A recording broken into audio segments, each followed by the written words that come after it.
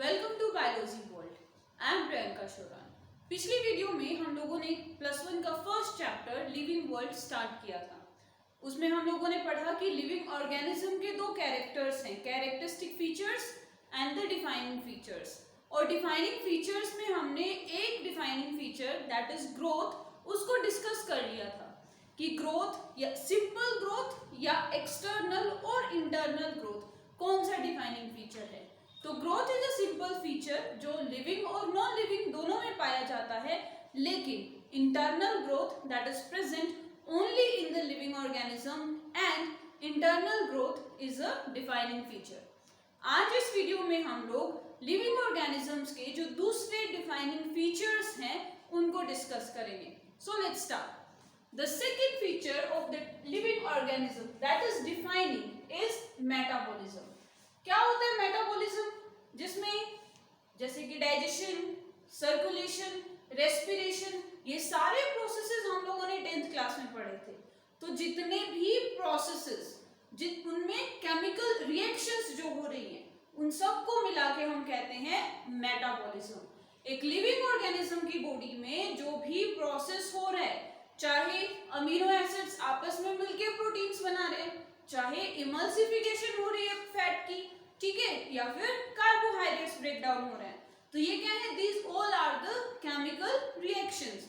और sum total of these chemical reactions, जितनी भी हमारी बॉडी के अंदर केमिकल रिएक्शंस हो रही है उन सब का सम टोटल क्या कहलाता है? मेटाबॉलिज्म। और उन पर्टिकुलर केमिकल रिएक्शंस को हम एक टर्म देते हैं that is metabolic reactions.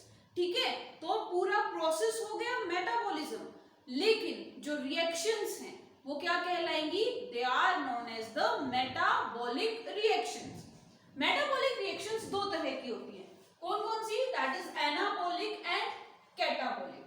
Metabolic reactions are of two type, anabolic and catabolic.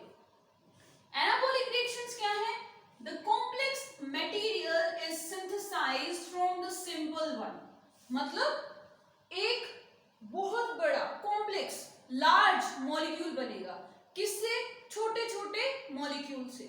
Simple molecules आपस में ऐड होकर एक बड़ा कॉम्प्लेक्स मॉलिक्यूल बनाएंगे एंड दैट जो रिएक्शन होगी उस रिएक्शन को हम क्या कहेंगे? Anabolic reaction. A for the anabolic and A for the add. ठीक है, इसकी ट्रिक हम याद करेंगे। A for anabolic and A for add। ठीक है, add मतलब जुड़ना, छोटे छोटे जो मॉलिक्यूल्स है लाइक अमीनो एसिड्स आपस में कंबाइन करके लार्ज कॉम्प्लेक्स सब्सटेंस बना रहे हैं, दैट इज प्रोटीन। ठीक है, दूसरे इसका एग्जांपल हम लेते हैं that is photosynthesis. 10th class में पढ़ा था लाइट प्रोसेस में फोटोसिंथेसिस क्या होता है। उसमें रॉ मटेरियल्स हम लोगों ने पढ़े, कार्बन डाइऑक्साइड, वाटर, ठीक है, ये आपस में कंबाइन करके CO2 and H2O that is carbon dioxide and water combine करके क्या बना रहे हैं? क्या बना रहे हैं? कार्बोहाइड्रेट्स बना रहे हैं, ग्लूकोज बना रहे हैं।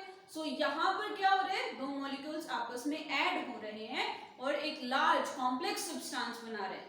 तो ये जो केमिकल रिएक्शन है ये क्या कहलाएगी? Anabolic reaction. दूसरी है catabolic reaction.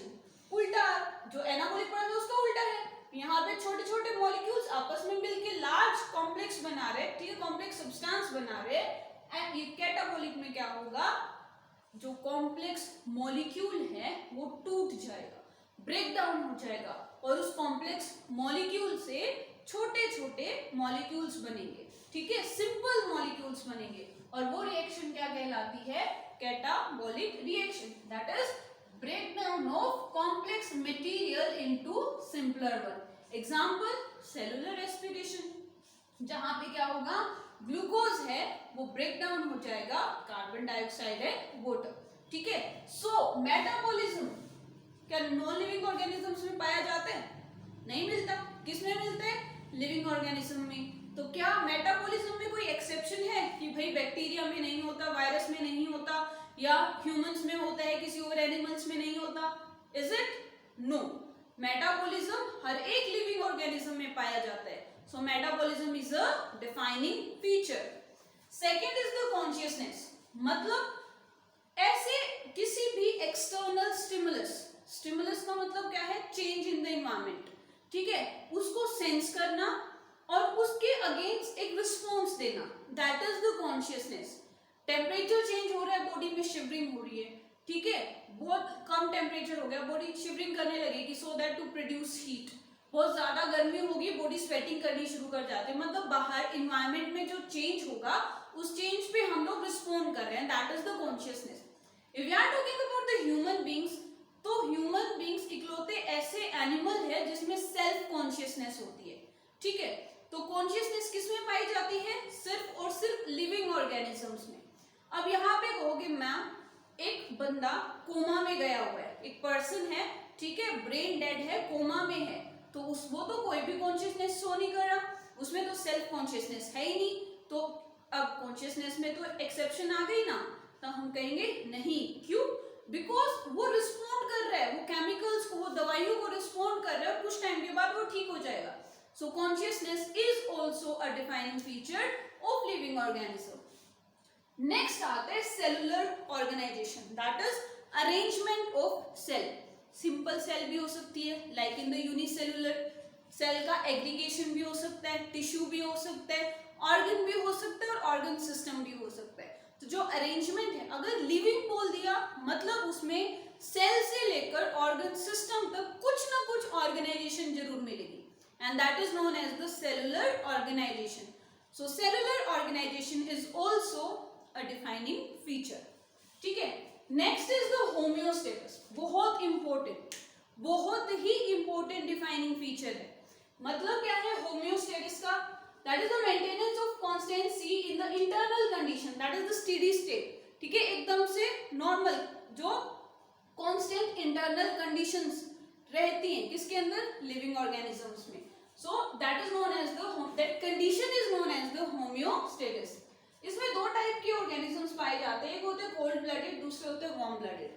Cold blooded they are also known as the poikilotherms, example all the lower vertebrates, ठीक है। ये क्या करते हैं, जैसे ही इन्वायरमेंट के अकॉर्डिंग जो चेंजेस हो रहे हैं तो वो इंटरनल जो चेंजेस हैं उनको इन्वायरमेंट के अकॉर्डिंग करते हैं, like they lose their body heat to the environment, जैसे ही ठंड होनी शुरू होगी उनकी बॉडी से हीट निकल जाएगी and they feel the cold, ठीक है, उसको फील करेंगे।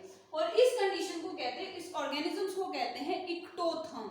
सेकेंड, वार्म ब्लडेड एनिमल्स और the homeotherms, they maintain the body temperature constant, ठीक है, जो उनका इंटरनल बॉडी टेम्परेचर है, बाहर चाहे कितना भी चेंज क्यों ना हो इन्वायरमेंट में, बट दे रिमेन कांस्टेंट, उनका जो बॉडी टेम्परेचर है वो कांस्टेंट रहता है। So they are known as warm blooded और होम्योथर्म्स, ठीक है। वो अपनी बॉडी के अंदर ही क्या करते हैं, थर्मल हीट को प्रोड्यूस करते हैं, जो एनर्जी है उसको प्रोड्यूस करते हैं। So they are known as the endotherm. तो हमने ऑर्गेनिजम्स को दो पार्ट में डिवाइड कर दिया, इक्टोथर्म जो बॉडी हीट को लूज कर देते हैं, इंडोथर्म जो बॉडी के अंदर थर्मल एनर्जी को प्रोड्यूस कर लेते हैं। Last is the reproduction. अब reproduction that is to produce again, क्या ये डिफाइनिंग फीचर है, लिविंग ऑर्गेनिजम्स के लिए नेसेसरी है, लाइफ के लिए नेसेसरी है, ठीक है, not for the living organism, life के लिए नेसेसरी है, क्योंकि लाइफ को कंटिन्यू करने के लिए रिप्रोडक्शन इज मस्ट, बट हर एक लिविंग ऑर्गेनिज्म में रिप्रोडक्शन नहीं पाया जाता। Like few स्ट्राइल human couples, they can't produce the young ones, worker bee, ठीक है, वो भी क्या है, प्रोड्यूस नहीं कर सकती, स्ट्राइल होती है, हिनी and the mule, they all are having the odd number of chromosomes, so they can't produce the young ones. So reproduction is necessary for life, but जरूरी नहीं कि लिविंग है तो उसमें रिप्रोडक्शन होगा ही, उसमें एक्सेप्शंस हैं, इसीलिए रिप्रोडक्शन क्या है, एक नॉन डिफाइनिंग फीचर है। That's it for today. If you like my video, then please share and subscribe my channel. Thank you.